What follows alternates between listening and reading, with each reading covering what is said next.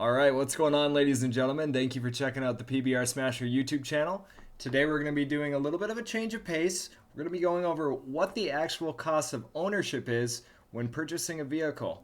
We're not going to talk about just the purchase price of the vehicle, but what it actually costs to buy that vehicle. This video is going to be really good for younger people.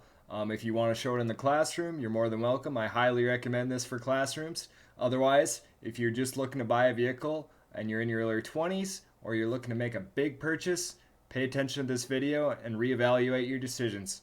What we're looking at is a pickup for starters. We're going to be looking at a Ford F-150. So let's say, for example, this is your first big purchase and you're 20 years old, and you're going to be buying an F-150. And the decision you decide to make is this F-150 XL right here. It's a nice charcoal gray color. It's an XL, which in the F-150 realm, for those who aren't familiar, is the lowest trim level. So they dress it up with some nice wheels. It's got cloth interior, a V6 engine.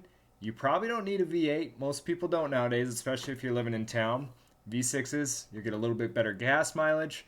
And they're probably going to tell you at the dealership that you're going to have a better chance of getting financed if you purchase a newer vehicle, which is true. Does that mean you should purchase a brand new vehicle though? Probably not, unless you're making a significant amount of income.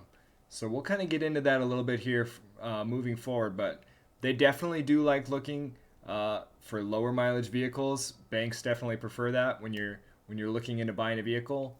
They want the vehicles to be newer. They don't want to take a risk on a 2006 vehicle, even if it's like an Audi or something. They're not going to want to roll the dice on a 2006 Audi with 125,000 miles. They'd much rather look at like a 2018 Honda Civic with 50,000 miles, just for example. But that's not really what the video's on today, so we'll keep talking about prices. Right now in March, going into May, there's going to be some good pickup prices. Even though interest rates are climbing a little bit, this is a pretty good deal on an XL package. If you're looking at other pickups, let's say the Ram, you're probably looking at a Warlock package or a Bighorn. And if you're looking at a Chevy, you're probably looking at an LT or an LTZ. For this example, we're looking at an XL instead of an XLT. So we're going to go lower end model, crew cab, which is 4 doors. So this is going to be your most standard pickup that most people will opt for. It's priced at $48,193. Excuse me. There's a total savings of $3,677. So there might be some rebates in there. There might be some dealership deals going on. And additionally, you can always ask, you might be able to get an extra $500 off if you're a college student, military, or even a part of like a farm bureau or something. So it doesn't hurt to ask what you can stack on top of that. We're going to take this $48,193. And we're going to go over here to what's called an auto loan calculator. This is a free one right off the internet. So $48,193. And the number we're going to shoot for, this is the standard. Most people probably spend about 20% of their annual gross income on their vehicle payment, 20 to 25%. What you actually want to shoot for is 10 to 15% of your annual gross income. So if you make what an average median household makes, let's say you make $40,000 as a solo person per year. We'll take 15% times 40,000. And we're going to be looking at, excuse me, that's old math. Sorry. 15% times 40,000. We're looking at $6,000. So you want to be spending no more than $6,000 a year on a vehicle. You take that divided by 12 months, you're looking at $500 a month. So you're probably paying around $1,000 a month for rent, and you're looking to put $500 a month, no more, on a pickup. And that dealer is going to say, what's the max payment you can pay on a vehicle? And be careful. You don't want to tell them $400 or $500 because that's not the actual cost of ownership of owning that vehicle in the long term. What does that $500 include? We're going to go over it in a minute, but it's a lot more than just that full pickup price. So the average person is generally going to take a loan out nowadays for 72 months, which is 6 years. That's a long time. Generally, you don't want to go over 4 to 5 years because you can risk going underwater on your loan. Going underwater on your loan generally means that the vehicle's not actually worth as much if it gets totaled out as what you're currently paying. So you're not gonna get you're gonna owe money if your vehicle gets totaled out. So be careful about how long of a loan you take. It's okay to take a 72-month loan on a newer pickup, but obviously if you're buying an older used vehicle, try to take as small of a loan as possible. So we're gonna go with a 60-month loan. I mean a 72-month loan. Sorry, we're gonna go 6 years. So 72 months. I think my computer is typing on the calculator right now. There we go. 72 months, and if you're younger, for example, or you don't have the best credit, you're probably not going to get a 4.5 or 5.5% interest rate in this market. So we're going to say 7.5%. And let's say, for example, you had a cosigner, so a parent signed with you, a spouse, a friend. We'll go with 7.5%. And you're trading out, and this is your first big purchase of your life. The vehicle you're currently driving has been trusty. It's still in pretty good shape. You're going to sell it for $5,000 privately before going to the dealership. So let's say you sold your vehicle for $5,000 private, or they gave you $5,000 on trade-in. We're going to just say that you have a $0 trade-in value, and that $5,000 is going into your down payment. So your down payment for this vehicle is $5,000. And let's say, for example, you live in Minnesota. And Minnesota has a 6.5% sales tax rate. If you go to North Dakota, each state varies. So in North Dakota, you might pay 5.5%. Some states you might pay 7.5%. Basically, what that means is you're paying a sales tax on the vehicle price, and then there's also tax, title, and licensing on top of it. So don't forget about that when you're looking at a payment. Generally, dealerships will do you a favor, and they'll give you a varied price and numbers for your monthly payment, and that'll kind of just, they'll say that they've kind of varied that in for you, which is nice. They also have what's called a documentation fee. And if possible, you should try and get that documentation fee waived. It's generally $299 to $399.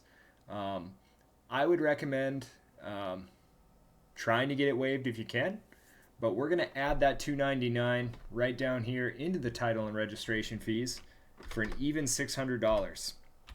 And we're going to click calculate and see where this adds up.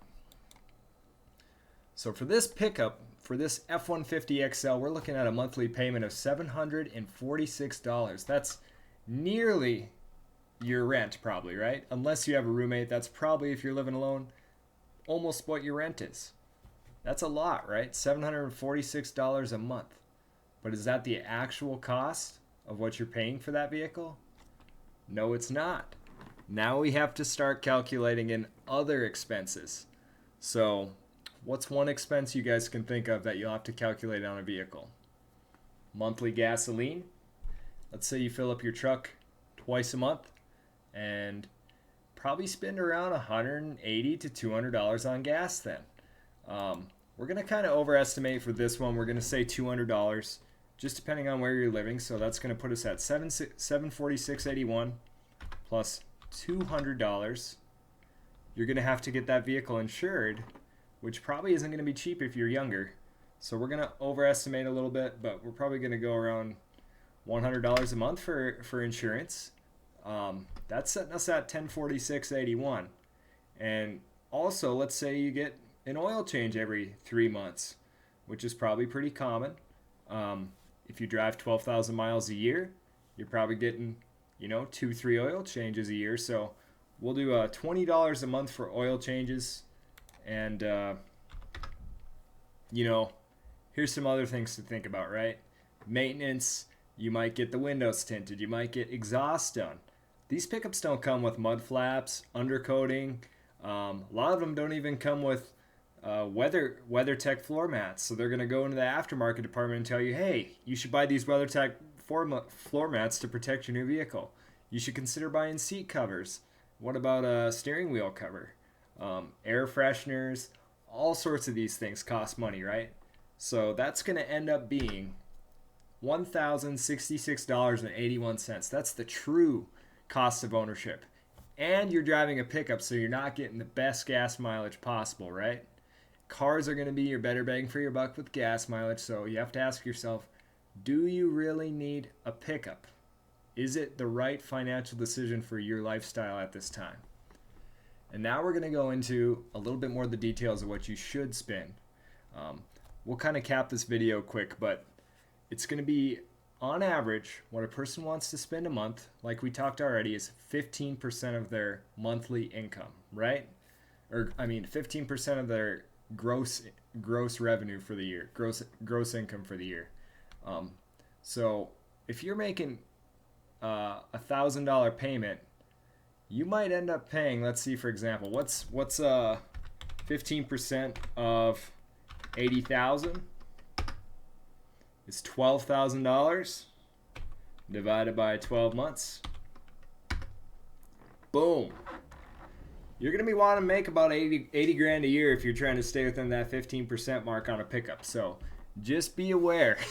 If you're making 40 grand, you're doubling down. You're going to be paying 30% on that pickup, at least. All right? 30% of your income on that. We're going to go over one quick last tip. If you're buying a house, we'll not get into all the things of electricity, internet, things like that. But if you're buying a house or renting an apartment, you should aim for what's called the 1/3 rule. 30 to 35% of your gross income should go towards your house. So with vehicles, try to be within 10 to 15. Most people nowadays spend 20, 25. So just, 10 to 20, try to be in there. With a home or a rental, try to be within 30 to 35%. And this is how you make it, people. This is how you save money. So without further ado, I hope you guys took something from this video. Feel free to like and share it if you enjoyed the video, or leave a comment. Let me know.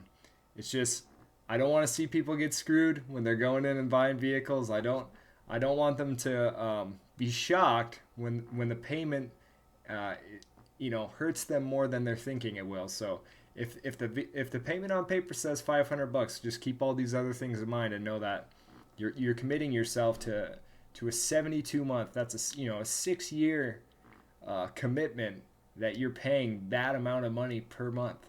That's a big commitment. So thank you guys very much for watching the video. Have a good one.